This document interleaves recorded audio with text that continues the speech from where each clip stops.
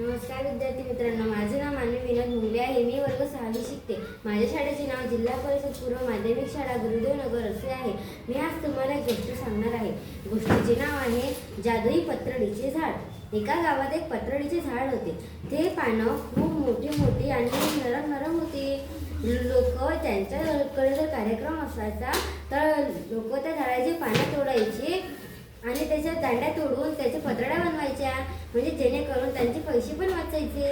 एक दिवस काय झालं, एका गावात एक संत आले व ते संत म्हणाले, सर्वांना ऐकू आले का, आपल्या गावात एक सप्ताह बसणार आहे. सर्वांनी पत्रड्या जमा करायच्या आहे, कारण कार्यक्रमासाठी पत्रड्या नाही आहे.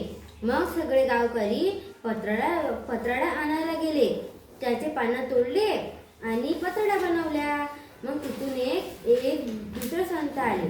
ते संत म्हणाले, काय झालं, ही झाडाची पानं का बरं तोडत आहे? मग त्यातला एक मुलगा म्हणाला, काही नाही बाबा, आम्ही तर फक्त पत्रड्यासाठीच पानं तोडत आहे. मग ते संत म्हणाले, तुम्ही पानं कशाला तोडत आहे? त्या झाडाला उलट त्रास होईल. मग संत चालले गेले. मग त्यातला एक माणूस म्हणाला, हे काय हे संत, नुसतं मला मदत येते, इथं पत्रडा नाही आहे, आपण असे पानं तोडत आहे, तर ते संत आपल्याला कल्ला करत आहे. मग सर्वांनी पानं तोडली आणि ती निघू लागली. तेवढ्यात काय झालं, रस्त्यावर पाणी आलं आणि पाण्यानं पूर्ण पूल भरला. मग काय झालं, तिथून ते संत आले ज्यांनी त्यांना पत्रड्याची पानं तोडायला मना केलं होतं. ते संत म्हणाले, तुम्हाला म्हटलं होतं ना की झाडाची पानं तोडायची नाही. आता घ्या, पाणी आलं का नाही, आता कसे कराल? मग गावकऱ्यांनी काय केलं, त्या गावकऱ्यांनी त्या पुलावर पत्रड्या ठेवल्या व पत्रड्यावरून एक दोन जण चालायला लागले. मग ज्या वेळेस संतांनी त्याच्यावर पत्रडीवर पाय ठेवला त्यावेळेस पत्रडी खाली पडली आणि डुबली. मग काय झालं, ते गावकरी म्हणाले, बाबा तुम्ही आम्हाला सांगितले होते ना की पानं तोडायची नाही, बघ ना ते पानं आता कामात आले आपल्या.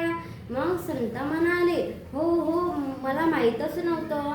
मग गावकऱ्यांनी पत्रड्या जमा करून पत्रड्या बनवल्या आणि जी संतांनी कार्यक्रमाची सूचना दिली होती तो कार्यक्रम पार पाडला. मग काय झालं, मग सर्वजण जेवण करू लागले. मग एक गावकरी आला व म्हणाला, अरे हे पत्रड्या कशा, किती घाणेरड्या पत्रड्या या, पैसे त्याच्यापेक्षा पैशाने आणलेल्या त्या पत्रड्या पुरडल्या. मग त्यातला एक संत म्हणाला, काय पैसे, अरे ते पैसे कामात येईल, राहू द्या, कार्यक्रमासाठी नंतर ते कामात येईल. मग तो म्हणाला, ठीक आहे. मग कार्यक्रम आटपला. मग सर्वांनी जेवण केले व घराकडे निघाले. धन्यवाद. गोष्टीचे तात्पर्य असे आहे की कधीही पैसे वाया घालू नये. स्वागत.